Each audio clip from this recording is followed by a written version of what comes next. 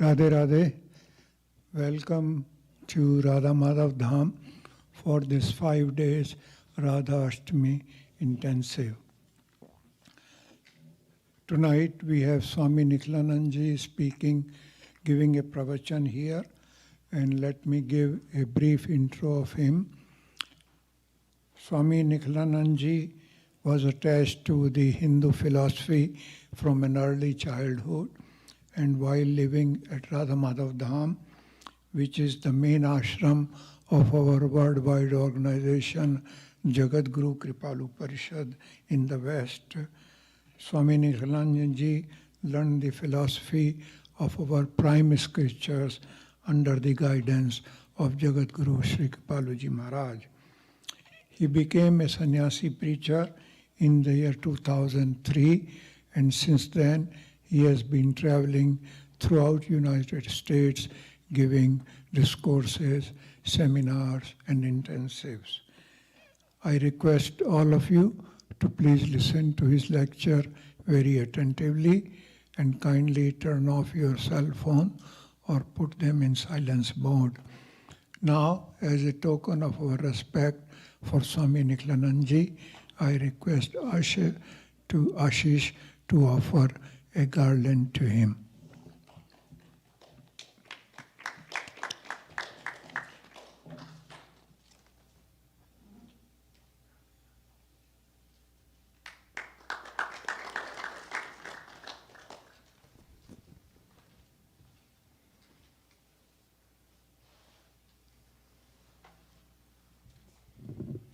Prathamam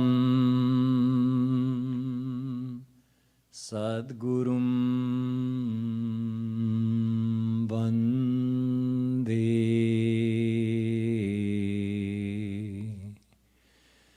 Shri Krishnan Tadanantaram Guru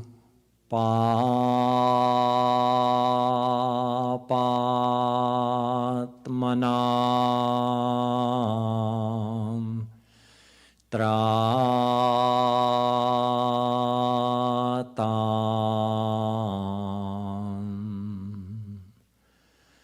Guru Papatmanam Tratam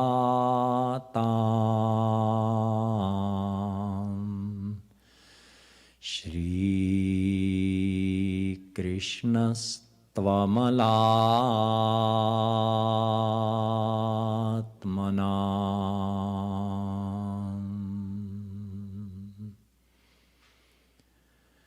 Ajnanatimirandhasya Jnananjanashalakaya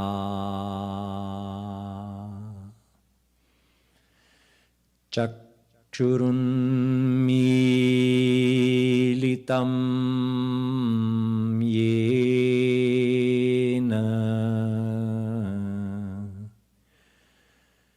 Tasmai Shri Gurave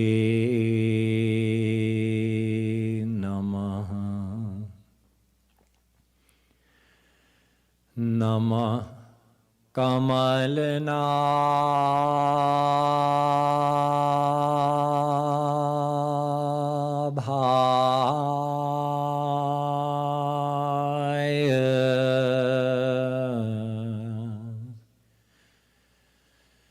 Namah Kamaline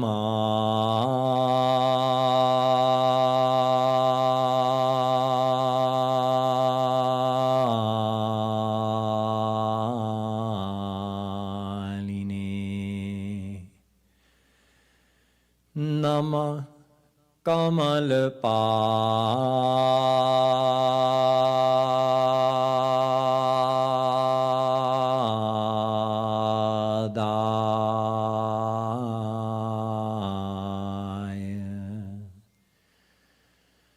नमस्ते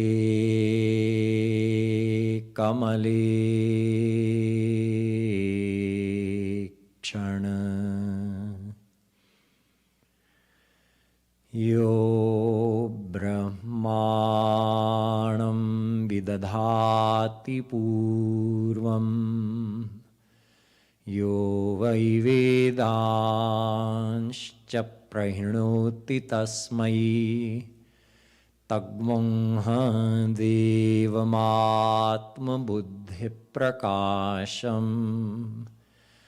मुमुक्षुर्वै शरणमहं प्रपद्ये.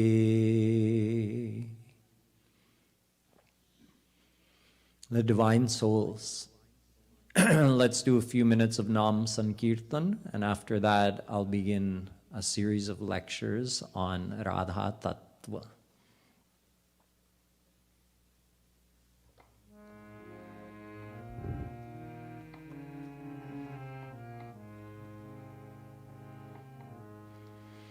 Meri Radharani, Meri Radharani, Meri Radharani, Meri Radharani.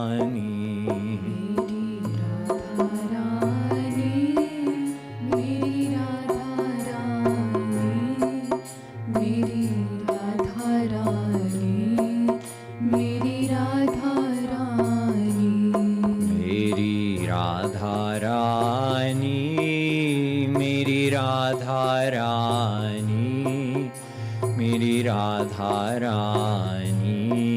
Meri Radharani, Meri Radharani,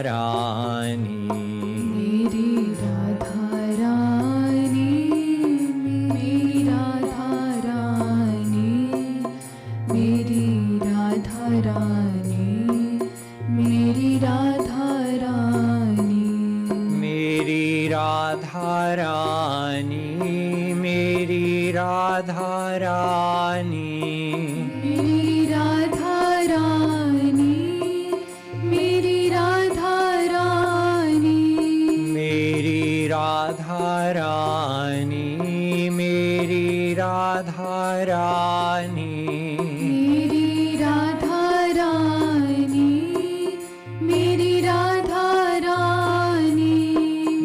Meri Radharani,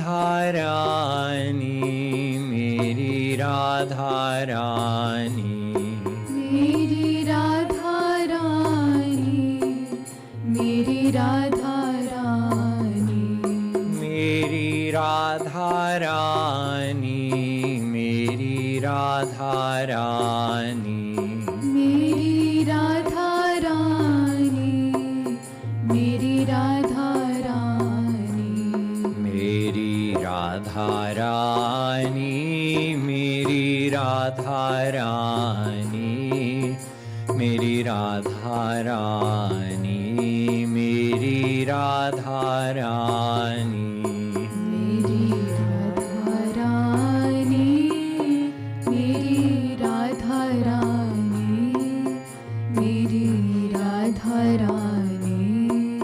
Meri Radharani, Meri Radharani,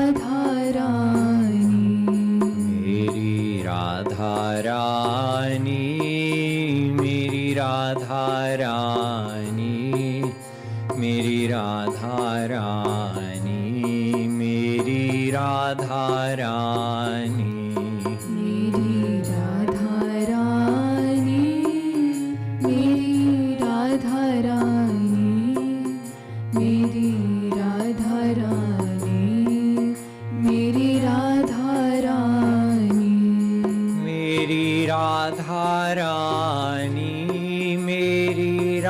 Radharani,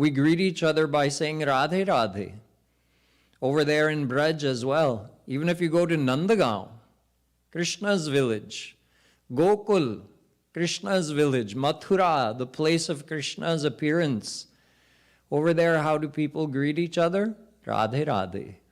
So we should understand why. Some people have a misunderstanding, a naive confusion about Radha, thinking that, oh, we've heard she's a great devotee of Krishna. She is not just a great devotee of Krishna. Does Radha worship Krishna? Yes, and Krishna also worships Radha. But Radha is not for instance, some make a comparison between Radharani and Meera. So like Meera loved Krishna, Radha loved Krishna. People have this type of confusion. Meera was a great saint, but Meera was a descended gopi. A gopi who came on this earth to grace the souls and reveal devotion to Shri Krishna. So, in other words, Meera is a Mahapurush, a divine personality who is God realized, but Radha is God herself. Big difference. Although Naradji says, Tasmin stadjane bheda bhavat, Narad Bhakti Darshan. After God realization, there's no difference between God and a God realized saint because God has given unlimited bliss, unlimited knowledge, unlimited Sat Chit Anand, everything to the soul. God gave all their powers to the God realized soul. So now there's no difference from that point of view. Nonetheless, the soul does not become God. So there is a difference between Radha and great devotees like Mirabai or any other saint who has graced this earth. So let us understand more deeply who is Radha. To understand about Radharani, it's like unpacking a precious jewel. If you go to a jeweler, you'll see all the things on display. And first of all, you see it from outside, right? You see it from the street. You look in, you see there's a lot of nice things on display, but you have to ring the buzzer to get in. So you ring the buzzer, they let you inside. Then you go inside, you look up close. Oh, look at all these beautiful diamonds and gold watches and wedding bands, necklaces, brooches, all these amazing things. But that's just what's on display in the cases outside. If you ask the jeweler, what do you have hidden in your safe in the back? Can you show me your best things that are so great that no one even knows about them or even asks about them? Only those who know to ask, they can have the darshan of these best things that you keep, that you don't just show to the general public. So he goes in the back, opens his safe, brings out a beautiful, ornate, carved box that also has a lock on it. He puts that down. He opens the lock, opens the box. Inside that box, there's another box, a velvet, very soft looking box. He opens that, and in there is the most precious jewel in his whole shop. So you had to get to it. You had to go through all those layers to get to that most precious thing. Similarly, understanding about Radharani requires us to understand many layers of philosophy, because she, in fact, is the most precious secret of the entire divine world. So when someone just casually asks, oh, why do you say Radhe Radhe? So I can give what they're hoping for is a one-sentence answer, but what they require is a 2-week lecture series. Because they're asking about the most precious thing. in all of existence, Radharani. A couple of weeks ago, we celebrated Janmashtami, and in the process of celebrating Janmashtami, you got to hear many lectures about who is Shri Krishna.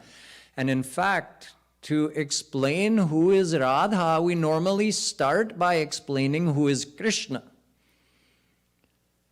because that gives us a starting point. If we understand about Shri Krishna, we can use that as a platform then to explain who Radharani is. But let us back up one more step. Just like the person looking from the street sees through the glass windows, oh, there's a lot of nice things in there. Let us back up one more step before we enter the building of who is Radha and who is Krishna. Let us think about God in general. See, when Radha or Krishna take avatar, when they come and make themselves visible on our earth planet, one of the things they're doing is saying, hey, all of you who have been reading Advait philosophy and who believe that God is only formless, I'm coming here to show you, I'm coming here to tell you that, look, I am God and I am not only formless. So let us consider this question about God being formless or having a form. This is our starting point for understanding who is Krishna and who is Radha. Ved says, Dvevava brahmano rupe murtan chaiva murtan cha. Brihadaranya Upanishad. God has two main aspects, with form and without form. Amurt and Murt. Amurt, no form. Murtam, with form. The same God has both ways of existing. If somebody says, no, I don't think so, God can only be formless. Really, God cannot have a form. Okay, let us consider that. Souls, all of us, our soul itself is nirakar. It's formless because it is infinitesimally small. So it has no form that can be described or seen. Yet, look at us. We have taken a form. We have taken a body. So let us just take this one comparison.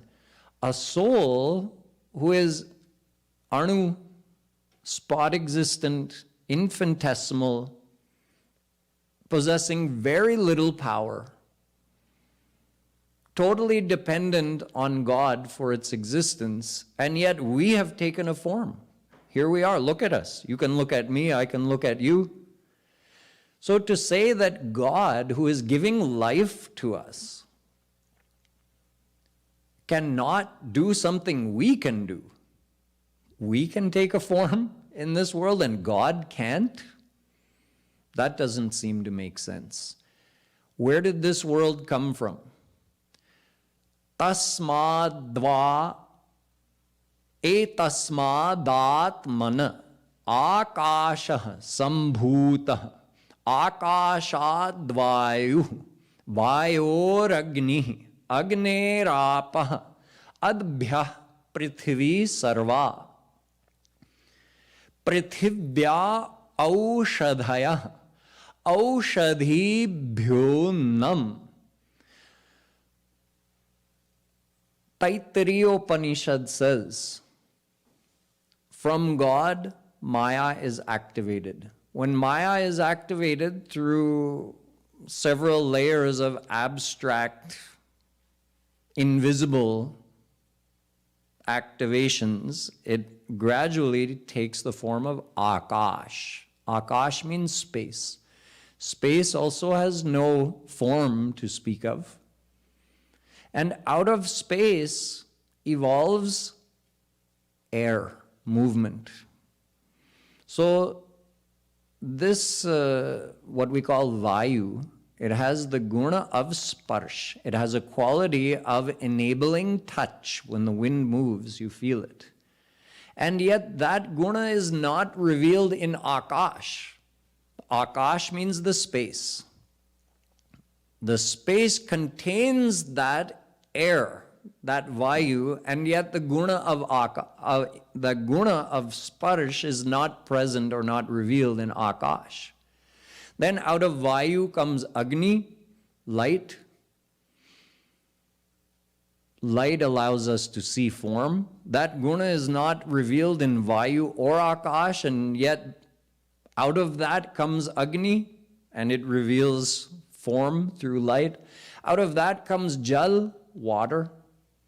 Water allows taste, and yet that quality is not present in its precedents, its causes. And out of Jal comes Prithvi, earth, which allows smell. So you see, out of an abstract thing, something is coming with an actual form. This is just in the Mayic world.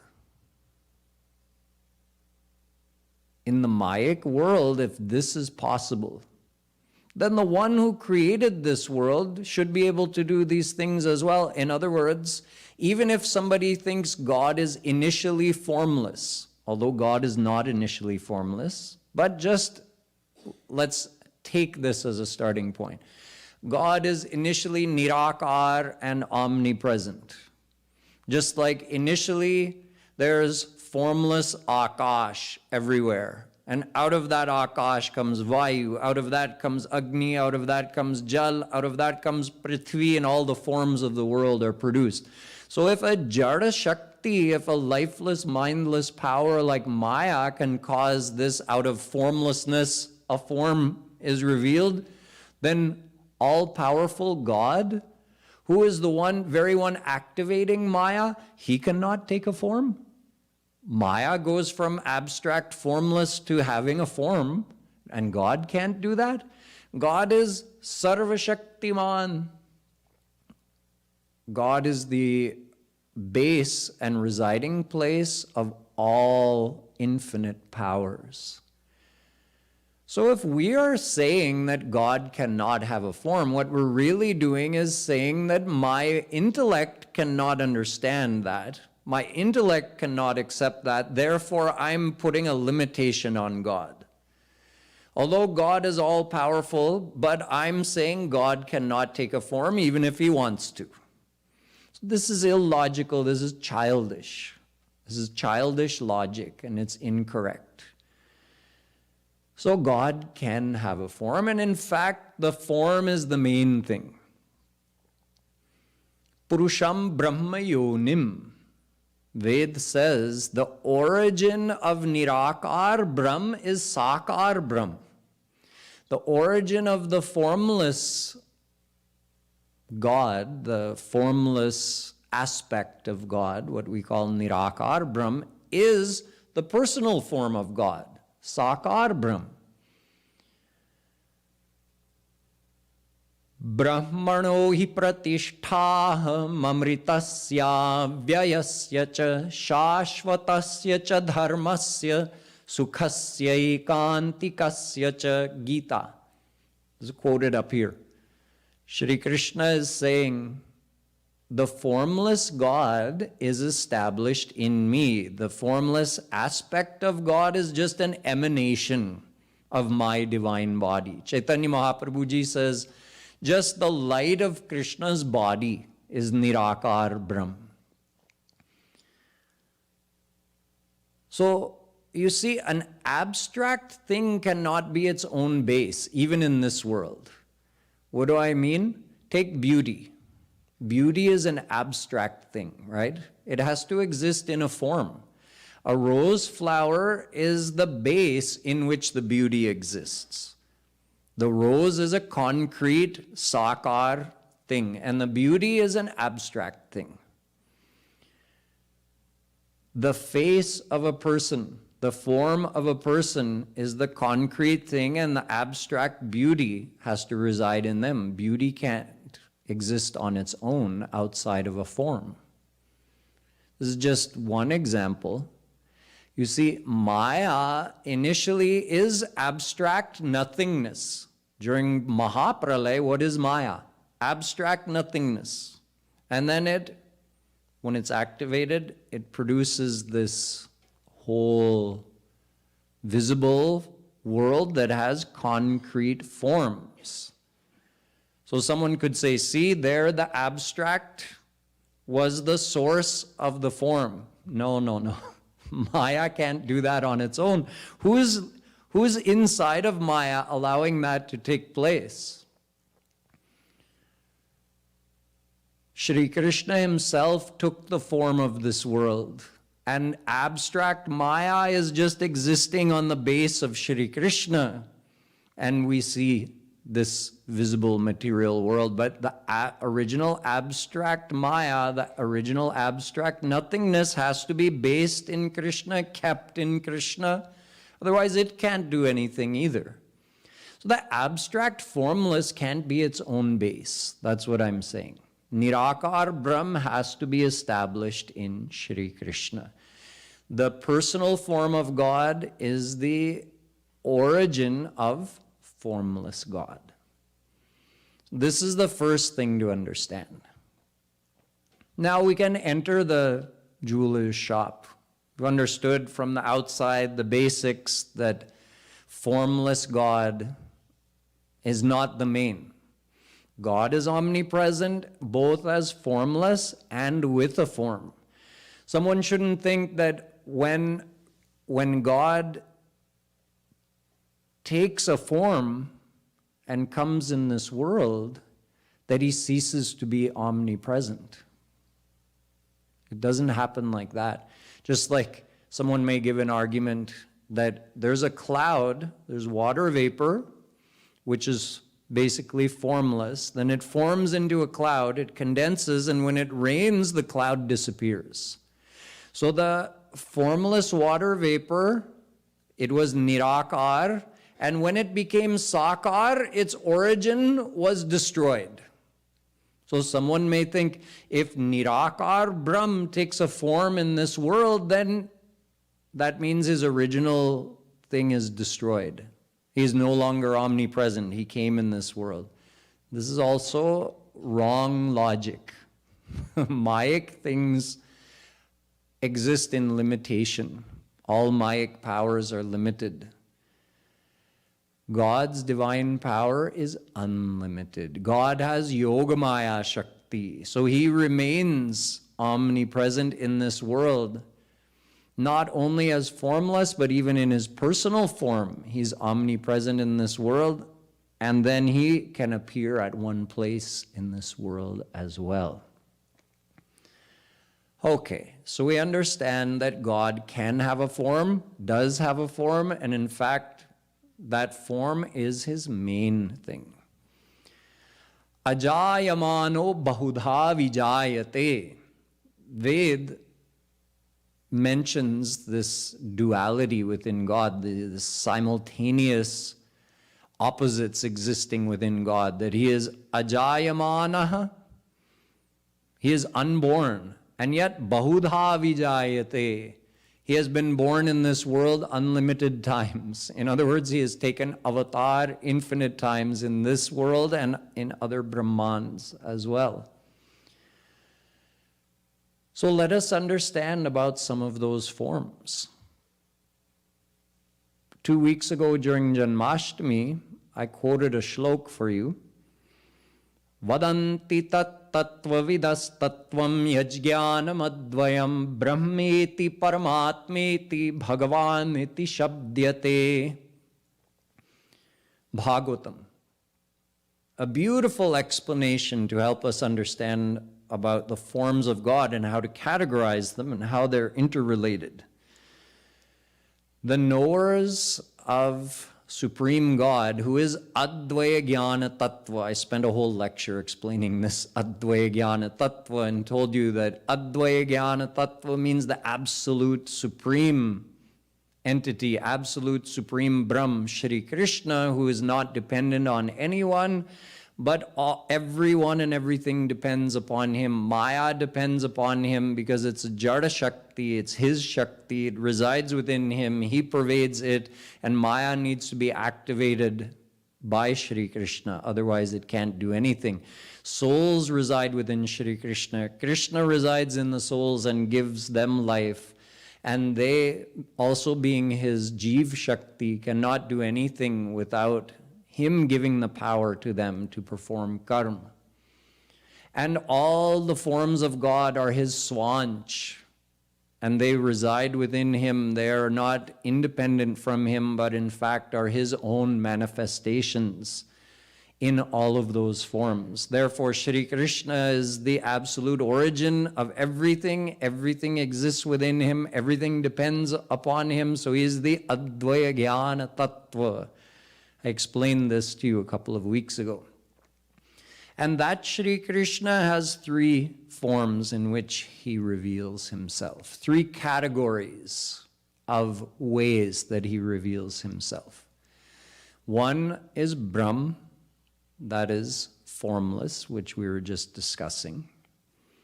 One is Paramatma, his almighty forms, various avatars. And one is Bhagavan, his loving form.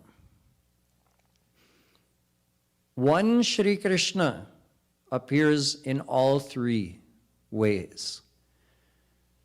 Chayastvidha mityavadharitam pura tatah shariri tivita vibhakritim vibhur vibhakta vayavam pumanitikramaadamunnarada ityabodhisah. Bhagavatam tells that one time Naradji was coming down from Swarg to visit the residents of Dwarika. And they saw him from very far up in the sky, and they just saw a light and couldn't discern anything else. What is that light coming down? And then when he got closer, they could make out a human-like form within the light, but they couldn't recognize who it was. And when he came right down on earth, they said, "Oh, it's Naradji." That's Brahm, Paramatma, and Bhagwan. The same Shri Krishna from very far. You're so distant from him, he has no form. He's Nirakar Brahm, but it's the same Shri Krishna. He is a little closer, so you see the form, Sakar Brahm. But no personal relation, just a glorious, luminous form. That's Shri Krishna in his almighty forms, like Vishnu, Shiva, Durga. And when he comes all the way close, that's Bhagwan Shri Krishna. You can talk to him, play with him, hug him. That's Krishna of Braj. So when Shri Krishna is not revealing any of his personality, he's not revealing any of his powers or qualities, he's formless, Nirakar, Nirvishesh. No qualities, nothing that could be described about him at all. Adrishtam avyavaharyam agrahyam alakshanam achintyam avyapadeshyam ekatma pratyayasaram prapancho pashamam shantam shivam advaitam Mandukyopanishad. Can't be seen, can't be discussed, can't be conceived of, can't be imagined, can't be touched, can't be related to, can't be perceived in any way.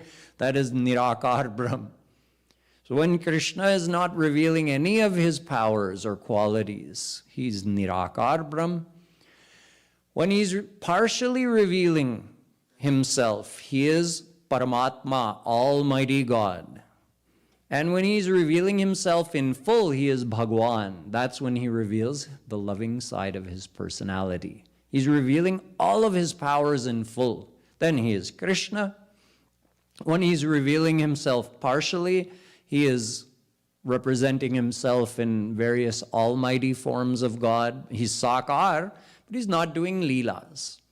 And when he's not revealing any powers, he's Nirakar Brahm, or barely some Alpashaktik Brahm, he's called. just enough power to maintain his formless, blissful existence. Then you can say like a rose bud, a partial bloom, and a full bloom. The full bloom is Bhagwan Shri Krishna revealing his total loving self. Partial bloom, Paramatma, the almighty forms, and the bud is Nirakar Brahm. In Nirakar Brahm, that's still Shri Krishna with all of his unlimited powers and qualities. But just like the rose bud doesn't reveal the color, fragrance, or beauty of the rose, and yet it's all there, but it's just not revealed, it's dormant. That's like Nirakar Brahm. It's not separate from Krishna, but Krishna in that unrevealed form. Then the rose starts to bloom. So it's partially revealing its potential for beauty and fragrance, but it's just a partial revelation. You can still admire it, but there's something more to be revealed. When the rose is in full bloom, that's when you get to enjoy the full rich fragrance and beauty and color of that rose and the form that the rose takes, revealing all of its petals. In the same way, Brahm, Paramatma, and Bhagwan are not three separate entities. Just like ice, water, and steam are not three separate entities, but three different states of one thing, H2O, water. So Sat Chit Anand, just like H2O is the chemical formula of water, Sat Chit Anand is the chemical formula of Krishna. When he's not revealing anything of his inner nature, he is Nirakar Brahm. When he's partially revealing, he represents himself as Almighty God Vishnu, whose beauty is revealed and his greatness and glory and godliness is revealed. So many of his great divine qualities are revealed, but one important thing, his lovingness, that also allows him to do leelas, that is not revealed. So these are the three states in which Shri Krishna exists. Also keep in mind, he doesn't transform himself from one to the next. Like he's Nirakar one moment, and then he becomes Paramatma, and then he becomes Bhagwan Krishna doing leelas, and then he goes back to being almighty. No, he exists in all of these forms simultaneously. Formless, almighty, and loving simultaneously. So this is Shri Krishna. We're getting closer now. We're inside the jeweler's shop and we're admiring those jewels that are on display. Because everybody knows something about Shri Krishna. In this world, almost everybody has heard the name Krishna. So conventionally, people understand more about Krishna. They haven't understood much about Radha. So far, we're inside the shop and we're seeing the things that are publicly available. Just like Shri Krishna is pretty much publicly available, most everybody knows something about Shri Krishna. It may be correct, it may be not on a very deep level, but they know something. So we're inside there and we're learning about these beautiful jewels in this main area, the public area. We haven't asked about that hidden thing yet. So Shri Krishna is Supreme God. Let's look at a couple designations he has. One is that he is the Avatari. Another one is he is the Anshi. Another one is he is Purnatam Purushottam Brahm. Anshi, the origin, and everyone else is his Ansh. We also discussed that a couple of weeks ago. All other forms of God are his Swansh. Swa-ansh, apana ansh. We are also his ansh. Mama ivansho jiva loke jiva bhuta sanatana. Gita. Chinmatram Shri Hareransham Sukshmamaksharam Avyayam Krishnadhinamiti Prahur Jivam Jnana Gunashrayam. Ved also says, Ansho Nana Vyapadeshat. Brahma Sutra also says, Jeev, souls, are also Ansh of Shri Krishna. But we are his Vibhinnansh. I won't go into much detail today because we covered that a couple of weeks ago. We are an indirect part of Shri Krishna because we belong to his Jeev Shakti. Jeev Shakti means all those individual infinitesimal souls put together equals Krishna's Jeev Shakti, his soul power. So we are a part of him because we are Ansh. Ansh means a part of his soul power. But we're Vibhinnansh. Vibhinna means indirect. There's a distinction between us and Krishna. But all those forms of God, Vishnu, Shiva, Durga, and all of their affiliated forms, those are all Swanch of Shri Krishna because they are not part of his Jeev Shakti, they are part of his Swarup Shakti, part of his own self, part of his internal power, what we call Swarup Shakti.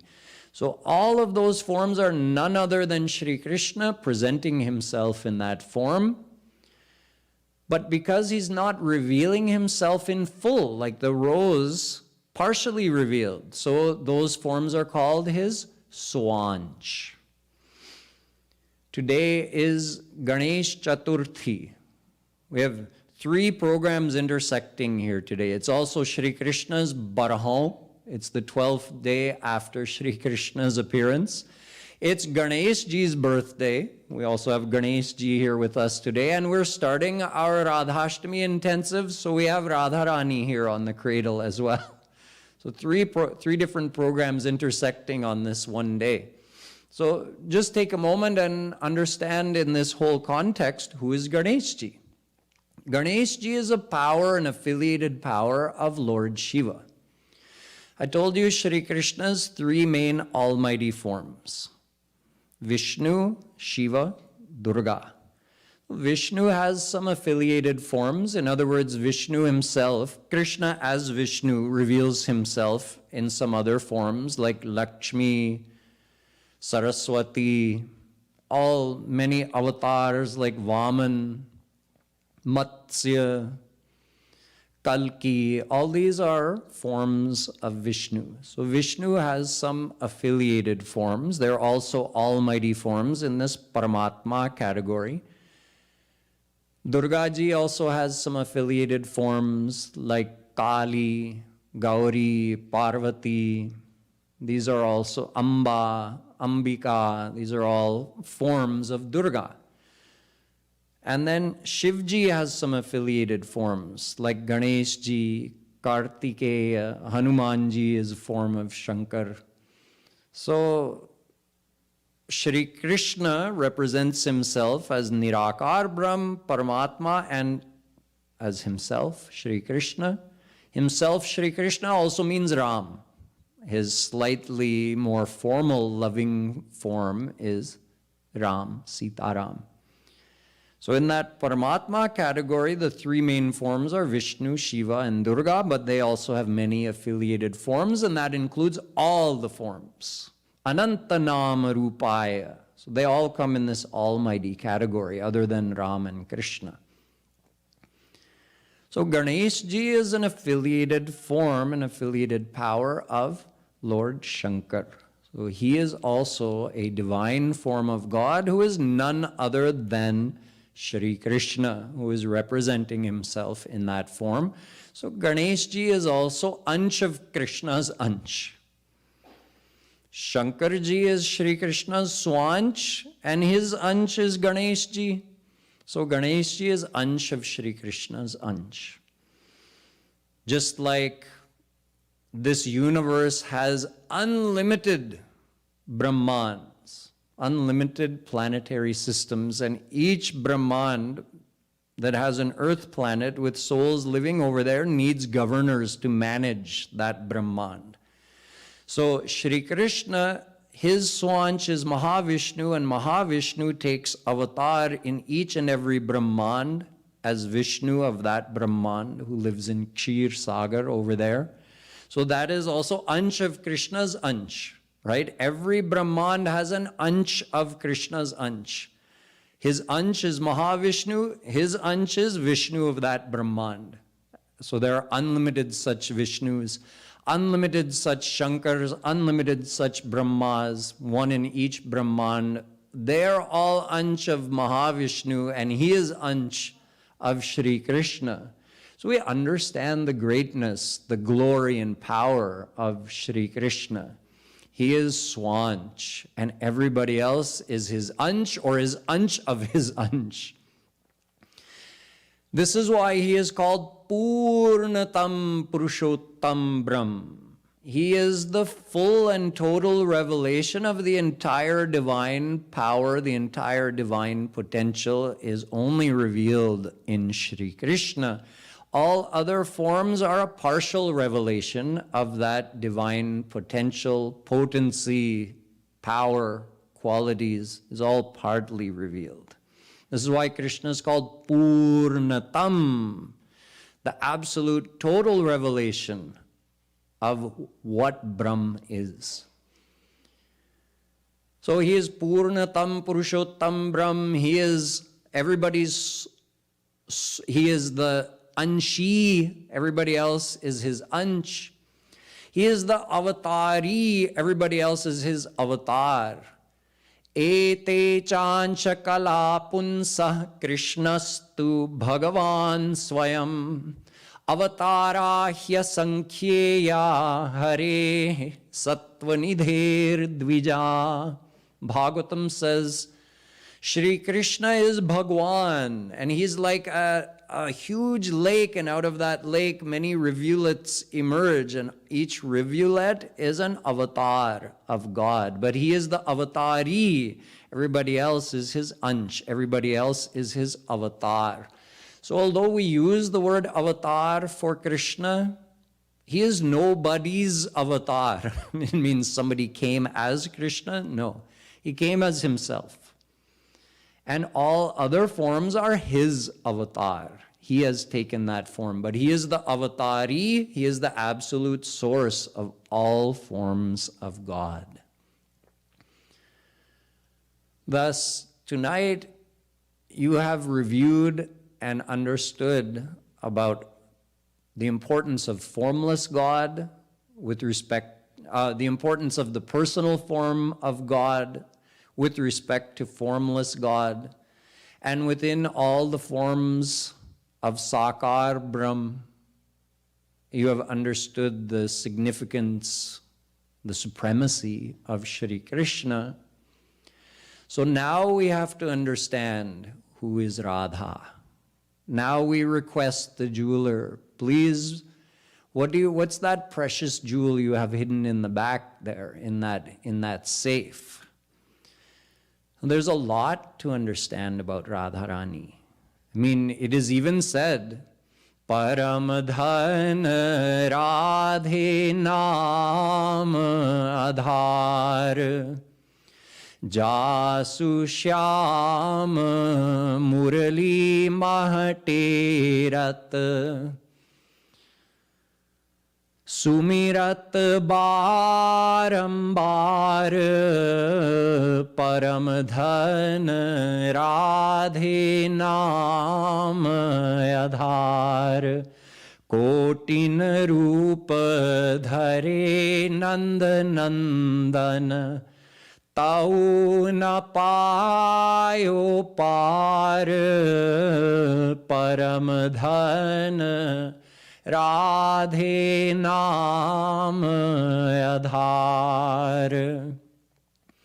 A Rasik Mahapurush says that who is Radha? You want to know who is Radha? Even Krishna doesn't know who is Radha. Although we say, Jag pe khan sab dekhan hare, Vidhi Hari Shambhu na chavan hare. ताऊ न जानाहि मरम तुम्हारा और तुम ही को जानन हारा.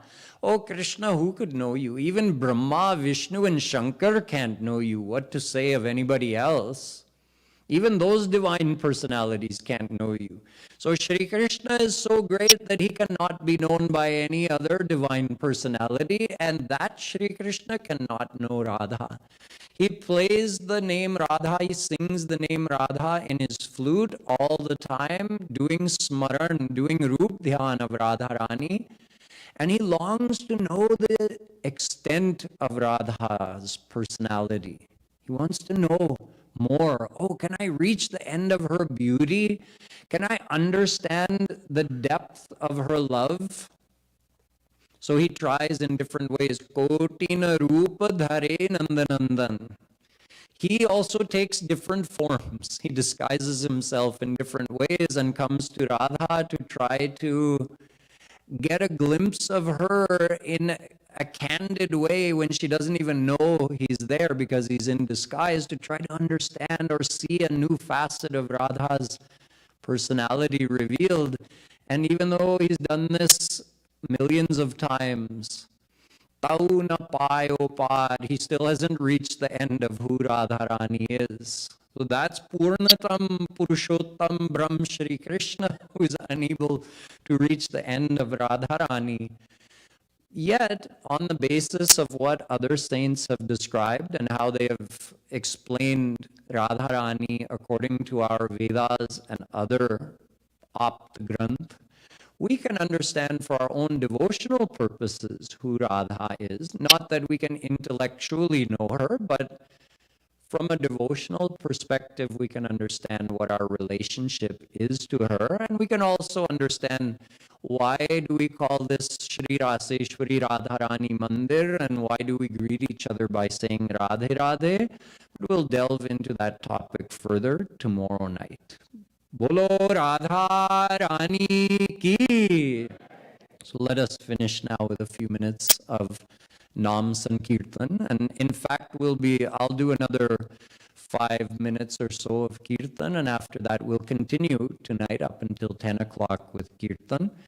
Tomorrow morning, one special part of the program is that we'll be having a parikrama at 8:30. So after the morning arti and sadhana, and then we'll have breakfast. Then at 8:30, we'll meet at the Ras Mandal by the Gopeshwar Mahadev shrine, the Shiv shrine. We'll meet there at 8:30, and we'll do parikrama to a place called Managar. Not Managar, Managar. Managar is the location of Man Mandir, a place on Barsana Hill, which we've represented here on our Barsana Hill. This is a little known holy place, actually. Very few of you would have probably gone there.